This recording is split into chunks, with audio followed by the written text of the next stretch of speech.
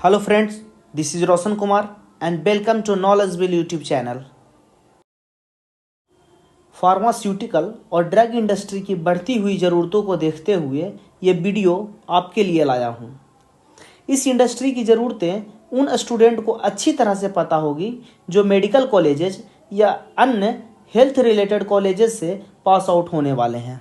इसीलिए आज drug inspector से रिलेटेड सारे विचार को क्लियर करूँगा और आपको भिन्न भिन्न प्रकार की जानकारियाँ भी दूंगा। तो आइए शुरू करते हैं। सबसे पहले बेसिक क्वेश्चंस के साथ कि आखिर ड्रग इंस्पेक्टर होता कौन है। ड्रग इंस्पेक्टर वह प्रोफेशनल्स होता है जो फार्मास्यूटिकल कंपनी में मैन्युफैक्चर हो रही मेडिसिन से लेकर डिस्चार्ज रिटेल शॉप तक उसकी सेफ्टी, यूटिलिटी और इफिशिएंसी और क्वालिटी को मॉनिटर करने के लिए एक्सपर्ट होता है।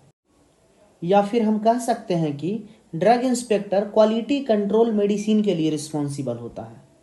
वह ये इंश्योर करने के लिए काम करता है कि यह मेडिसिन ह्यूमन हेल्थ के लिए वैल्यूएबल है या नहीं। अब नेक्स्ट देखते हैं ड्रग इंस्पेक्टर बनने के लिए एलिजिबिलिटी कंडीशंस अर्थात योग्यता क्या होनी चाहिए। इस कोर्स को करने के लिए फार्मेसी या फार्मास्यूटिकल साइंस या फिर क्लिनिकल फार्मेकोलॉजी या फिर माइक्रोबायोलॉजी मेडिसिन से ग्रेजुएशन होना बहुत ज़रूरी है। इससे रिलेटेड स्पेशलाइजेशन पूरी करनी होगी। इसके साथ साथ इसकी उम्र सीमा 21 से 30 वर्ष के बीच होनी चाहिए। कभी कभी एलिजिबिलिटी क्राइटेरिया और age limit state to state थोड़ी बहुत वैरी कर सकती है। आइए अब समझते हैं ड्रग इंस्पेक्टर बनने की प्रक्रिया क्या होती है। ड्रग इंस्पेक्टर का selection various department of state and union government द्वारा किया जाता है। इसमें एकेडमिक, रिटन एग्जाम और पर्सनल इंटरव्यू में परफॉर्मेंस के आधार पर किया जाता है। सबसे शुरुआती स्टेज यह है कि आप अपनी 12वीं अर्थात 12th क्लास को PCB मतलब फिजिक्स, केमिस्ट्री और बायोलॉजी से पास आउट होने चाहिए। इसके बाद बैचलर ऑफ फार्मेसी कोर्स या फिर डिप्लोमा इन फार्मेसी कोर्स में एडमिशन लेना होगा। इसके लिए लगभग सारे स्टेट गवर्नमेंट और रिप्यूटेड फार्मेसी इंस्टीट्यूट आपकी योग्यता के अनुसार एंट्रेंस एग्जाम लेती है। ये 4 ईयर बैचलर डिग्री कोर्स को पूरा करने के बाद आप सरकार के विभिन्न विभागों में ड्रग इंस्पेक्टर के पद पे भर्ती के लिए स्टेट पब्लिक सर्विस कमीशन और यूनियन पब्लिक सर्विस कमीशन मतलब UPSC एग्जाम में बैठने के लिए योग्य हो जाते हैं। आप अपनी इच्छा अनुसार बैचलर डिग्री के बाद मास्टर डिग्री के लिए जा सकते हैं। अब आइए बात करते हैं ड्रग इंस्पेक्टर की ड्यूटीज और रिस्पॉन्सिबिलिटीज़ के बारे में। इसकी ड्यूटी में सभी बिजनेस इस्टेब्लिशमेंट का इंस्पेक्शन शामिल है, जो production, medicine, food item, beauty product, cosmetics या जो भी इससे रिलेटेड होती है उसकी स्टोरेज और सेल्स में होती है।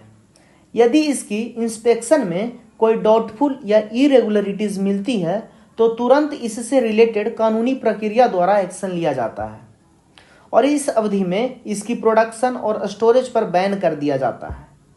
मिलावटी कर रहे कंपनी पर खास तौर पर निगरानी रखी जाती है ताकि पब्लिक हेल्थ के तौर पर अच्छी स्वास्थ्य सुविधाएं दी जा सके। यदि उन्हें इस यूनिट के ऑपरेशन में कोई इरेगुलरिटीज़ मिलती है जैसे safety, quality, health and hygiene को इंश्योर करने के लिए वो लाइसेंस कैंसिल करने का अपने अधिकार को भी इस्तेमाल कर सकते हैं। इसके अलावा डाउटफुल सिचुएशन होने पर बैक्टीरियल एंड केमिकल सैंपल को कलेक्ट करते हैं ताकि फेक प्रोडक्ट को जब्त करके नष्ट कर दे।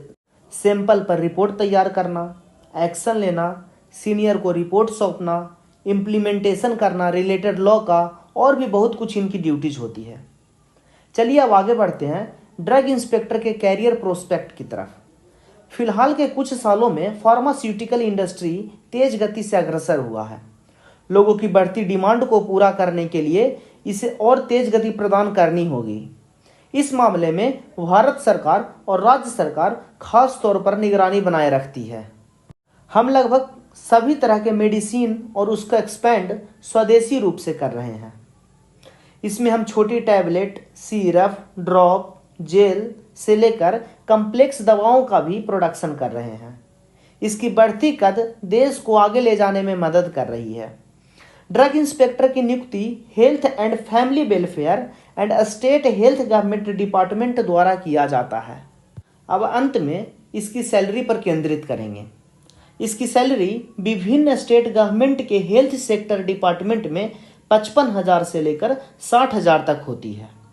ये उस स्टेट के आधार पर वेरीज करती है जिसमें आप काम कर रहे हो। समय के अनुसार इसमें एनुअल इंक्रीमेंट भी होते हैं। तो फ्रेंड्स, आज की वीडियो में बस इतना ही। उम्मीद करता हूँ आपको ये जानकारियाँ अच्छी लगी होगी। धन्यवाद।